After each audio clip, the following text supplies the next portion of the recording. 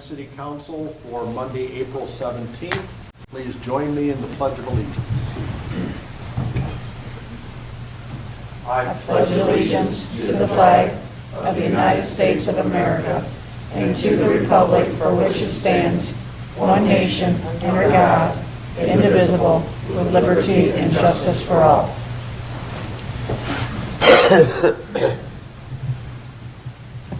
Good evening and welcome, everyone. To start the evening off with the approval of the minutes of the April 3rd council meeting. So moved. I'll second. John? Yes. Mary? Yes. Jim? Yes. Judy? Yes. Rick? Our next item is hearing of public concerns. Please come up and state your name. Yep, just come up to the podium here. Hi, my name is Gene Redinger, Generedinger.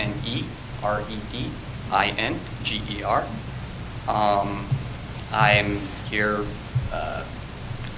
for a couple of reasons. I have two suggestions, and then I actually was hoping to get input from the City Council.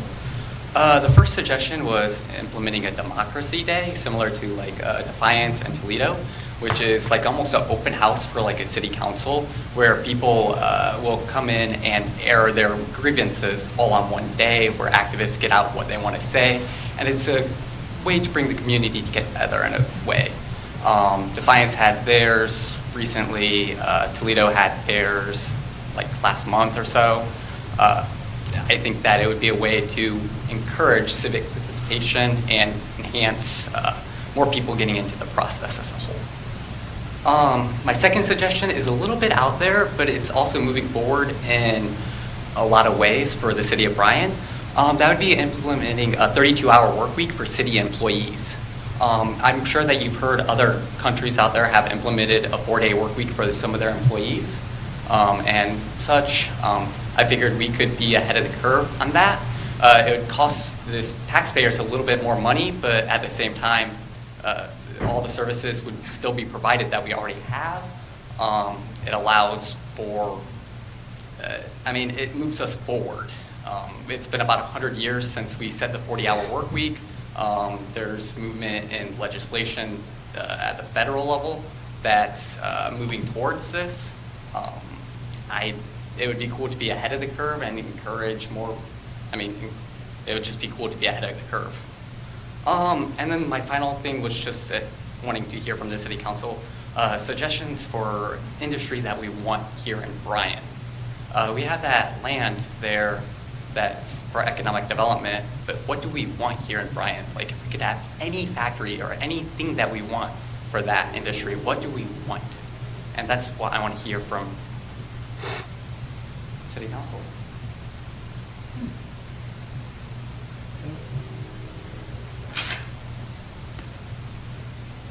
First, on clarification, you used two terms. One was the 32-hour work week and a 4-day work week. You're using that in conjunction, meaning the same. A 4 8-hour day, not a 4 10-hour day. Is that correct? Okay. Correct. I just wasn't sure. Yes. Yes. Other countries around the world have switched to 32 hours. Well, they also have 4 10-hours. But, you answered my question.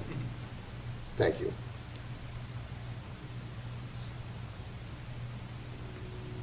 As it relates to industry, from my input, it's pretty generic and available, and I think though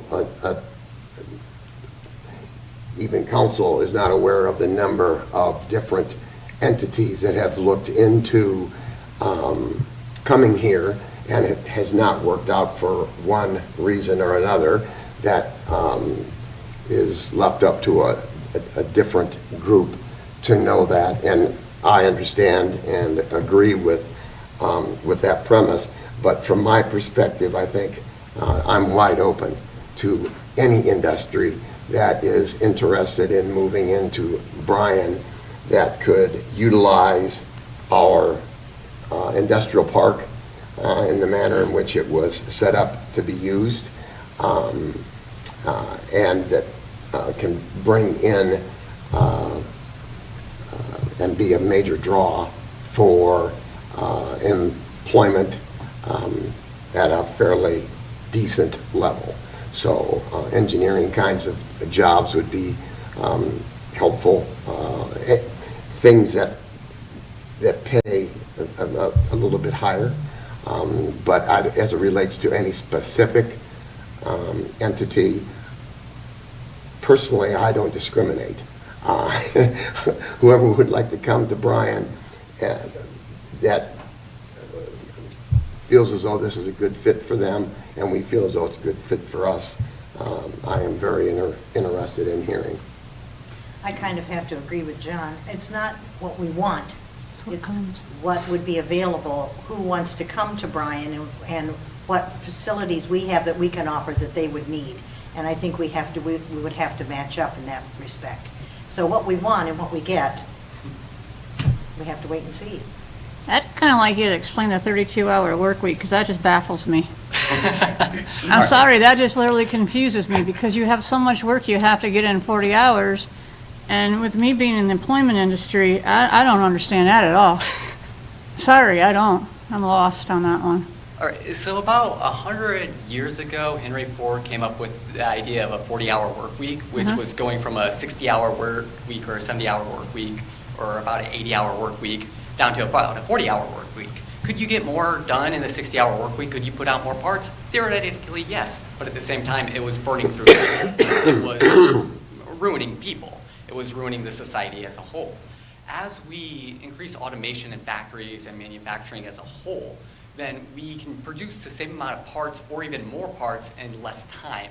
And that time has always favored that employers or employees are putting out more parts in the same amount of time as thanks to automation.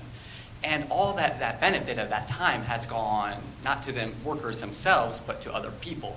Now, I'm saying give that time back to the workers. Mm-hmm. And that's where that extra day comes in, thanks to the automation, thanks to the processes that allow us to put out the same amount of parts in 40 hours as 32 hours. You think the city employees would be interested in a 20% pay decrease?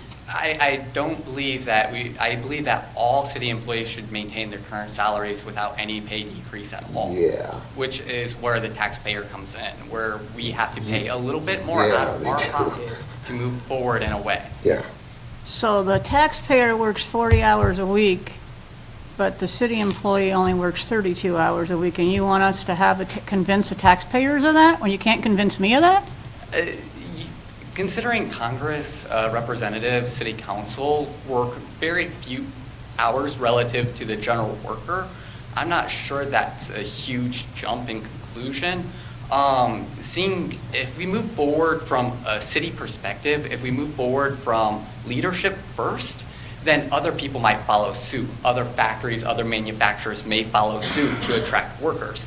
Now, if we implement it at a state level, if Ohio was the first state to implement a 32-hour work week, we could draw in a whole diverse crowd of workers, tech workers who would rather work smarter rather than put in longer hours. People like that who want to enhance their productivity.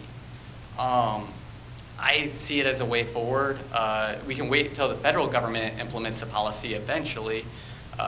There are a few co-sign signatures on the bill out there, but it's a slow process and waiting for them to get around to it.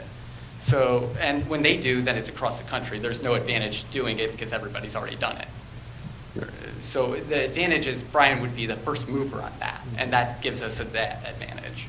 Whereas, well, I appreciate the thought. I don't say what I don't mean. I appreciate you bringing the idea, etc. I personally don't know how that works, how it would work, and would prefer to see a national or state leadership position take that and tell me how that's going to work, and see if that ends up rolling out, versus us trying to implement something and go through it, et cetera. But that's just my personal, that's up to one person out of, I well, agree apparently with it's you. like two. Both of us. The It's a good Icelandic idea. government has done this within their government. Yeah. So within the administrative employees, so all city government employees are on a 32-hour work week in the city, or in the country of Iceland, which their population is only like 300,000 people, so their country, is a little bit easier to mold and change than our country of 330 million people. Right now, with the shortage of workers that we have, that's going to be very difficult to do. With the baby boomers retiring, and there's not enough, and the next generation didn't reproduce enough children to be able to fill the spots of the baby boomers. And that is one reason as to why there's a people shortage for employment right now. I mean, for factories and fast food and higher tech positions, because there's not enough people to do the jobs we have. So cutting it down to 32 hours a week, I don't know how that's going to happen. I see it every day. And I'm not sure how two interfaces with your second suggestion of the 32-hour work week, how it helps your third suggestion, which is to bring industry in. I'm not sure how many industrial entities would be in favor of that. I know you're talking about city. I understand that at first, but I'm not real sure. You run into the cities doing one thing, industries doing another. I just don't know how. I'm not sure how that would all play out on a personal basis, and it is different, and I'll tell you the difference right up front.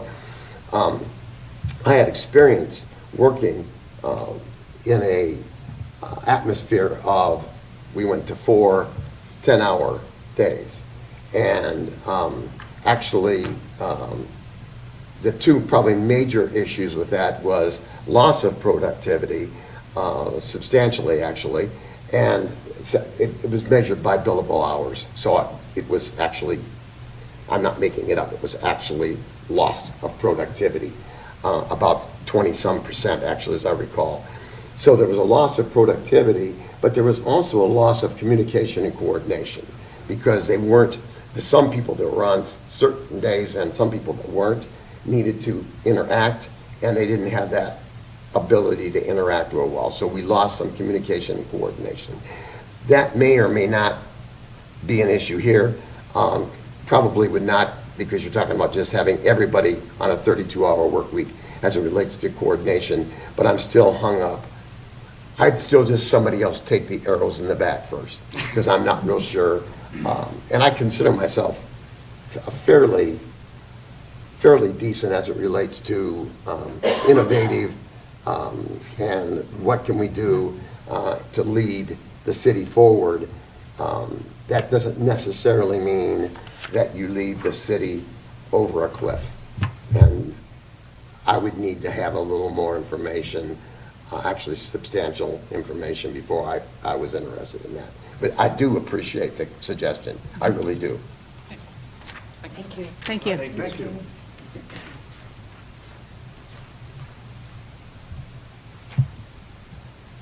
Mr. Cox?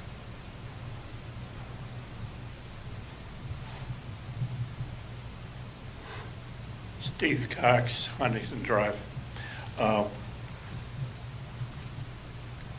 Want to thank the water department for the flushing of the hydrants, et cetera. But there is, excuse me, a need for a street sweeper to go up and down the Eastland Estates and clean up the loose gravel.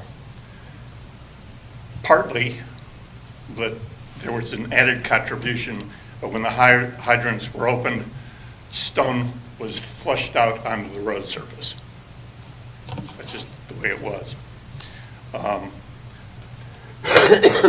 Ms. Yaris, I tried your suggestion with raking the stone out of my yard. That's not the appropriate tool. A leaf rake, the stones just go through the tines. With a garden rake, it's even worse. However, the way that I came up with to eliminate it was to use a shop vac and actually vacuum the deposits up and then I could put them into spots that I needed. But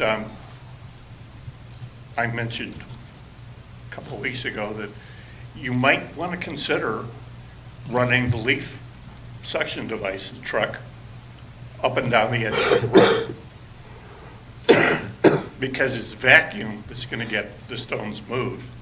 It's not, now, especially now that the grass is growing, you're not going to be able to effectively rake anything. And obviously, you can't use a shovel or anything like that on scattered stone. Mr. Cox, just a question. How many residents are in your area? Would you I say can't answer that 50 question. homes, 60 homes? I have no idea to the number of homes. And how many of those do you represent as you come to council with your concerns? Okay, the Eastland Estates Complex is Huntington Drive. So they And then have three- asked you to become their spokesperson for No, these they haven't. concerns? Because I appreciate your coming forward and expressing your concerns. But over the course of the last couple of months, you've expressed your concern.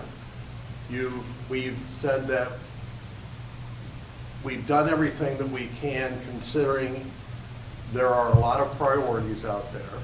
We've talked about what the options would be to try to do something different, which there's a logistics issue that comes into play, how people that are in your subdivision are going to be able to come and go. So if we were to do something, we would have to look at some kind of an alternative in and out from your subdivision. We've talked about that there's gravel that's getting into your yards. We've discussed that ongoing. I guess where I'm coming from at this point is, first of all, your suggestions, have you talked to the department first to see if there's something that they could do? And second of all, I guess I'm not seeing solutions. You know, what is it that the solution is? I know you don't want stones in your yard. Nobody wants stones in their yard. But there's a lot of priorities out there. There's only so many things we can do. I guess, you know, I want to honor your time, but I guess I just feel like we keep rehashing the same thing over and over and over again, and we have tried in the past to come up with solutions, and where are we at with this now? Well, this goes back to the actual method in which the quote-unquote repairs were done to the road. I feel as though, even though we tried to do some repairs, we would have been better off to have done nothing for the people in your subdivision. We tried to do something for you. No, and I understand that. And I've told the council before, I understand, and the people in the neighborhood understand, that we can't have brand new streets every year. There are other portions of the city that need their repair work done and get them up to code, or acceptable performance. But, okay, understand that. But a grand design where you have no houses to bring in a roadway from the south, there's no vacant lots on that entire complex. And we You understand. can't run without running through people's property. Okay, again, and the general opinion is we have no mad desire to have curbs. People like not having the curbs. Makes guest parking much easier. Again, I thought in part to tell you that vacuuming seems to remove the gravel. That would be at least, and I know you have a leaf sucker upper. Whether that would be appropriate, I don't know. But in part, what I'm trying to do is to make life better for everybody in that particular estates area. So that, yeah, unfortunately, I would have to rate the repair work as a 3P project.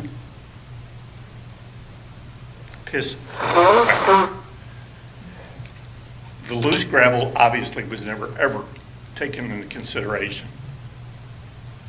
If it had been pressed down, I'm going to use an old term, steamrolled in, at the time of application, the chances are it would have stayed much more intact, not waiting for the community to provide that particular service. You then have coal tar, which you're trying to press stone into. And that's not going to work real good. Like I said, we're dealing with something this year that we haven't had to deal with before, and that was as a direct result of the repair work that was done. Okay, well, did you have something? I was just going to say, I'm at the point, I'm kind of like Mr. Hoopy. I don't know where to go from here, because I think we've tried to solve your problem, and we aren't coming up with an answer, and I'm dumbfounded. I don't know what else to do. The raking worked for me, so I don't know. And if the vacuuming works for you, that's wonderful. Maybe for somebody else it won't, I don't know. I guess we all have to find our own solution. And we just have to live with what we're dealt with. And the city only has so much money and so much time and so many workers, and we're trying to divide those up to keep the whole city running. And No, I think and you know that. I understand You know that. that. And we're trying to do the best we can. So, All right. All right, Thank you, thank you sir. very much. Tommy? Tommy? Mr. Moore?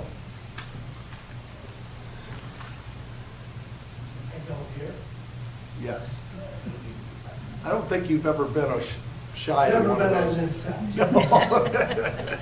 Okay, Tom Moore, resident of Bryan. I see on the agenda, you're going to talk about the city refuge, the trash and things like that. So at this point, I have no concerns or no comments, okay? But I just want to know, once you guys have discussed that, if that time, because I know there's someone else here that is here for that same reason, will we have an opportunity to make any comments or concerns after the presentation, or?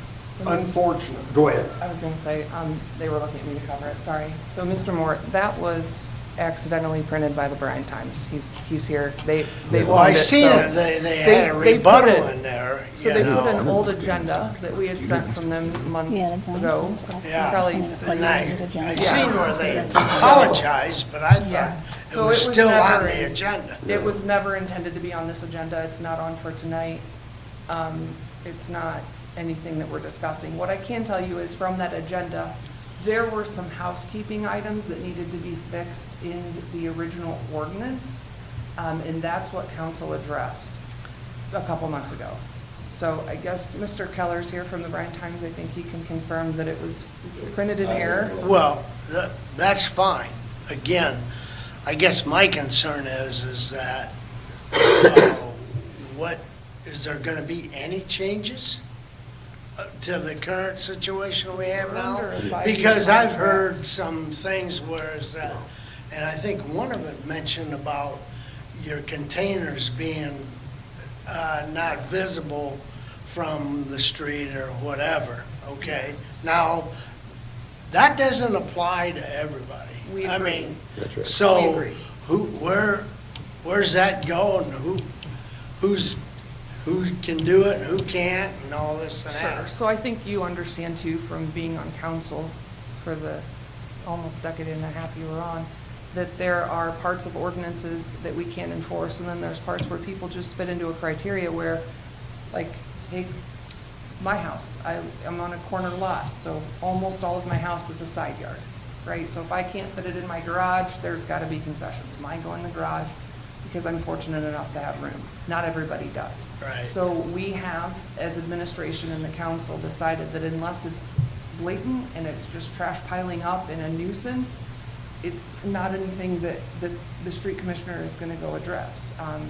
And I think, Tyson, if you want to speak to that, have you talked to anybody about their placement of their totes?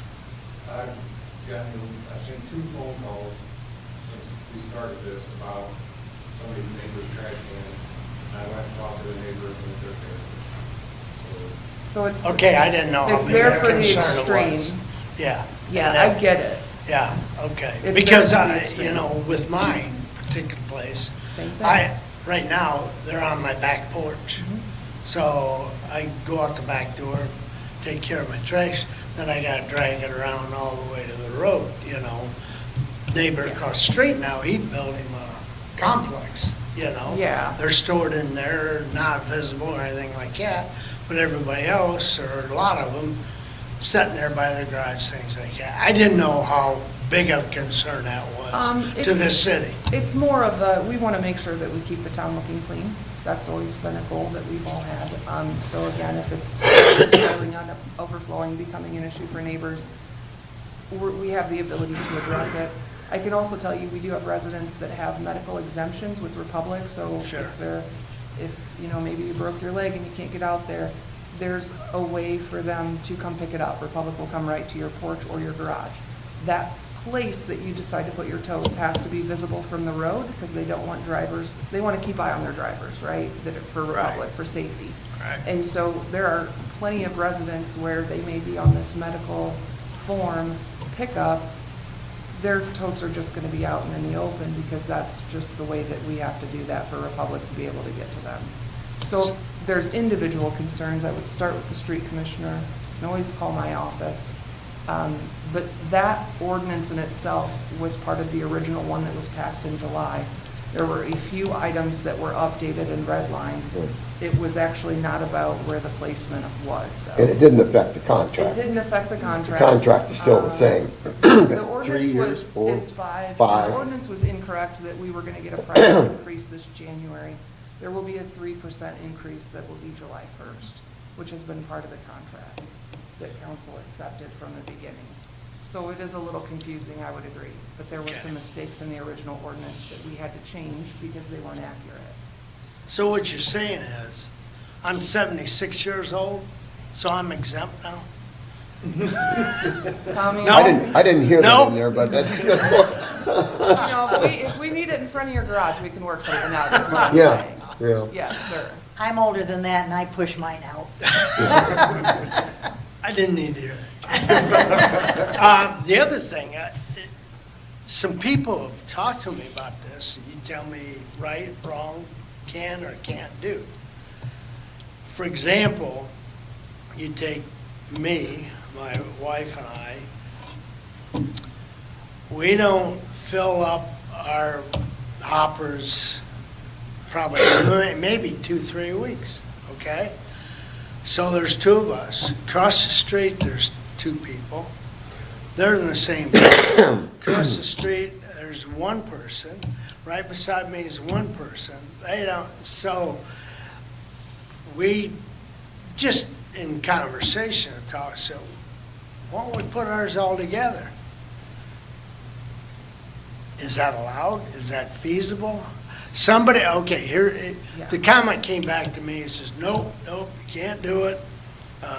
We're billed for X amount of hoppers, and that's it, and so everybody's gonna get the same charge, regardless of you use it or not. So that's correct? That's correct. That they, basically the bid specs, part of encompassing that was the residential units and the number of that, and that's how they arrived at the cost for the bid. If you think about it, Tommy, it's the same as like when the city of Bryan picked it up. I mean, I'm single. I'd have 1 trash bag maybe every 2-3 weeks. Yeah. So there'd be 2 weeks I didn't put trash out. Yeah. It's the right. same thing right now. I'm still Yeah. paying Republic the same, what I'm paying them. I paid the city of Bryan the same thing, and I may have only used it Oh, once a I month. agree. Yeah. Yeah, because, Actually, you paid know, more. to the city of Yeah, Bryan. right, yeah, I pay more to city of Bryan when I was doing it. Now I'm paying less. again, we same boat there. You Yeah. know, we just put our red tub out Yeah. every week just because, we're paying for it and get it out, things like that. Yep. So, Well, and the good thing about the bigger totes is you can put bigger items in. oh, yeah, sure. Yeah. You know, Sure. and that's a definite bonus. Yeah, yeah. Okay, I was just concerned with that, or, in case it comes up, I'd say, no. Yeah, now with Yeah. Republic, I may take it out maybe every 2 months, because it takes me that long to build up trash, Yeah. so. I'm gonna make another comment here. You shouldn't have never let me get up here. But I have no idea, I came in a little late, so I don't know at all what this presentation was prior to, okay?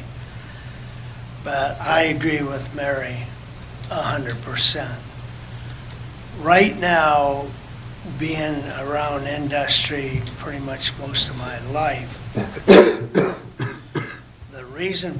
the reason industry is at 40% or 40 hours a week is to get productivity. They can't, a lot of times, even 40 hours a week, they can't meet their productivity because of, and me old fashioned is that because of the workforce that's available today. They don't want to work. They don't, they'll find any excuse not to come to work or not work. So trying to drop something, and I don't know what this in regards to, but try to drop it down to a 32-hour week, I think would be the wrong idea, so. I appreciate that. I wouldn't look for that to happen. Yeah, Um, yeah, but- okay. Thank you very much. Thank you. Appreciate Tommy. So I guess, Bowers, do you want to come up? Because since we're not addressing trash, but you got your hearing. I'm just going to introduce them. We have Leonard and Julie Bauer here, and Leonard was a volunteer fireman for 36. I know, I was going to say 26, and I'm like, I'm 10 off. And is also an instructor for Bryan Fire. Excuse me? You're currently an instructor still? Yes. for And Bryan I am Fire. starting to run calls when they need me. Yeah, I know. You helped us big a couple months ago, so thank you for that. But I'm assuming you're here for trash. I was, Okay. and he answered most of my questions. We thought we were going to talk about it. I just, the fencing was one of them, and. Not required. Not required, because I was going to ask, do you have to have a permit to put up a fence in the city?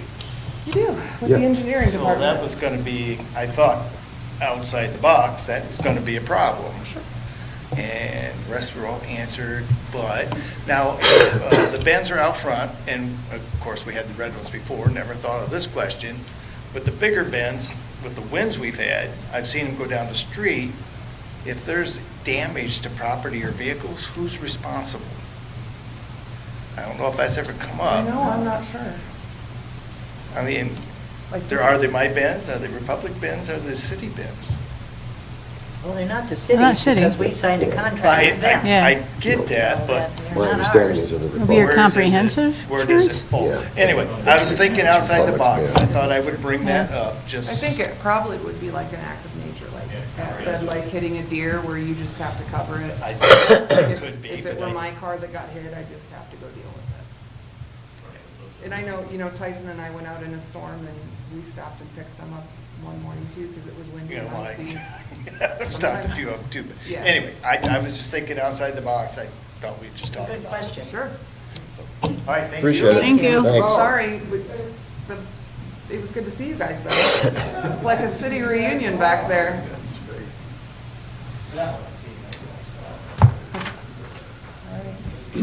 Any further public concerns? Not seeing any, we'll move on with the agenda to the clerk treasurer's report. Council's been presented with the clerk treasurer's report for the month ending March 31st, 2023. I move to approve. I'll second. Judy? Yes. Mary? Yes. Jim? Yes. John? Yes. Rick? Next item is an ordinance. Pat, would you please number and read? Ordinance number 19, 2023. Ordinance authorizing and directing the mayor to approve a purchase order to Selking International for the purchase of a model 2024 HB 507 SFA cab and chassis for the Bryan Street Department through the State of Ohio Department of Transportation Cooperative Purchasing Program pursuant to Ohio Revised Code 5513.01B at a total cost of $94,897.60. Hereby waiving the competitive bidding process prescribed by Ohio Revised Code and pursuant to ORC 5513.01B and Ordinance 33, 2011. Good evening. Good evening. Finally, I'm coming to you asking for the purchase order for the cab and chassis that we've been trying to purchase since, I think, 2021. So 3 years in the making. We finally got an email the first part of April that it will be built, or beginning to be built, scheduled to be built at the end of April, and we'll get delivery at the end of May. So. Was this money's been budgeted a couple budgeted years This was ago? budgeted in No, 2021. I thought it was like It's been 3 years budgeted for ago. every year. And it just kind of carries over. Yeah. Yeah. The money's appropriated. Yeah. And this is the final step. Now all I need to do is hopefully build it in a couple weeks. Well, I'll motion to suspend. Second. Mary? Yes. John? Yes. Jim? Yes. Judy? Yes. Rick? Yes. I'll move to approve. I'll second. Jim? Yes. Judy? Yes. Mary? Yes. John? Yes. Rick? Yes. Thank you. You're welcome. Thank you. Thank you, Tyson. Next item is a resolution. Pat, would you please number and read? Resolution number 32, 2023, a resolution to authorize the mayor to accept a grant of $145,118.67 from the American Rescue Plan Act, ARPA, and hire one full-time police officer for 2 years. Good evening, council. Evening. Good evening. So this is a partial awarded grant the fire chief and I filled out last year. It's the First Responder Wellness, Recruitment, Retention, and Resiliency Grant. We were awarded the above-mentioned amount for the one police officer. It's not hiring a new one. It's hiring one that had to be after a certain date last year and before the end of the year. So basically, we're just getting compensated for an officer that we've already have hired. I move to suspend. I'll second. Judy? Yes. Mary? Yes. Jim? Yes. John? Yes. Rick? Yes. Move to approve. I'll second. Second. Mary got it. John, you were first. John? Yes. Mary? Yes. Judy? Yes. Rick? Yes. Thank you. Thank you. Hey, Steve. Item number 6 is a resignation from the Planning and Zoning Board. Council, you have been provided with a letter from Mayor Doug Johnson, and I just want to speak to this a little bit. Mayor Johnson, first of all, for his 18 years of mayor, and then also continuing on the Planning and Zoning Board, and being the champion for our 0.5% income tax renewal, has always been a tremendous cheerleader for this community, and I'm very grateful that he was willing to serve on the Planning and Zoning, but as he says, when he goes to our church and sees his name on the 80 and over announcement, he is going to pass the baton. Mr. Moore, since you're here, he also was gracious enough to serve on our Planning and Zoning for some time too, and we're grateful for that in your years on council. So thank you. I can't see you past our assistant chief, but there you are. Yeah, look at him. Anyway, we appreciate you both. You've been, no. But with that, first of all, if there's anyone in the community that's wanting to inquire about that position on the Planning and Zoning Board, please contact Andy Waterston. He is our Planning and Zoning Administrator for the city. But with regret, I would ask that you accept Mayor Johnson's resignation from the P&Z Board.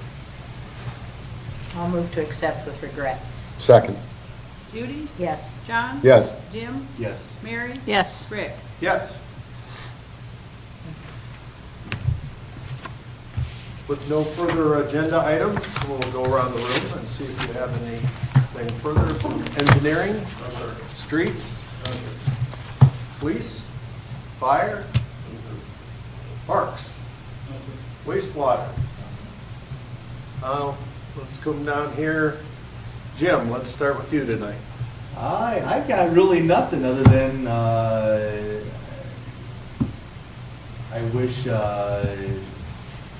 Doug Johnson the best, and I appreciate it. Thank you. Mary? I just want to thank former Mayor Johnson for his service to the city, and that's it. John? Yeah, I'd like to thank for the community input. I think a lot of times people think it's just blown off. It is not, though and I speak my mind, so just because you bring something up and I have some questions about it, doesn't necessarily mean that it's a bad idea. As a matter of fact, one that I don't think was discussed at all that I have down here, I like the Democracy Day. I think that has some value. I've just had a hard time getting people in Ward 3 to show up to a, hey, Ward 3's having a get-together, what do you think? And they show me what they think. So, because most of them see me, call me, text me, email me, and when I say see me, it's generally Walmart or Chief. Generally those two. And that's good, that's okay. So I think people think, hey, I've got enough access to them anyway, what do I need to go to a specific meeting for? And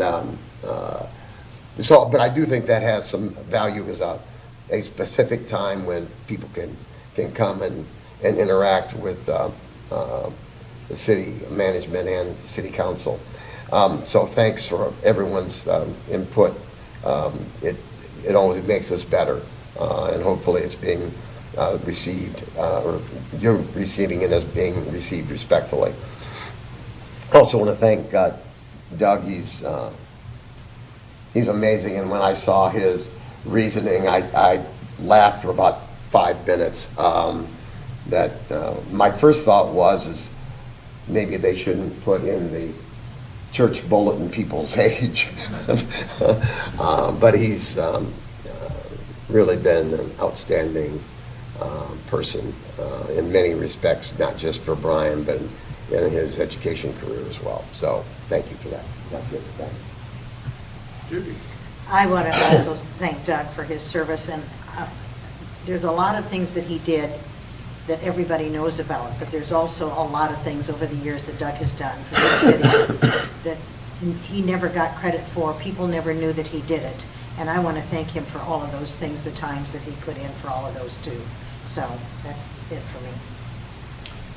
Mayor, didn't forget you this time. Don't forget Pat, she might have something. So I just want to remind all the residents, Mr. Engstrom made this announcement at the last council meeting, but bulk trash drop-off will be at the street department on Town Line Road, April 27th and 28th, from 1 p.m. to 7 p.m., April 29th, 8 a.m. to noon. Again, you must provide proof of residency. This is for City of Bryan residents only. If you have any questions, contact my office. We can help talk you through that. Add anything to that? Thank you. All right. Thank you.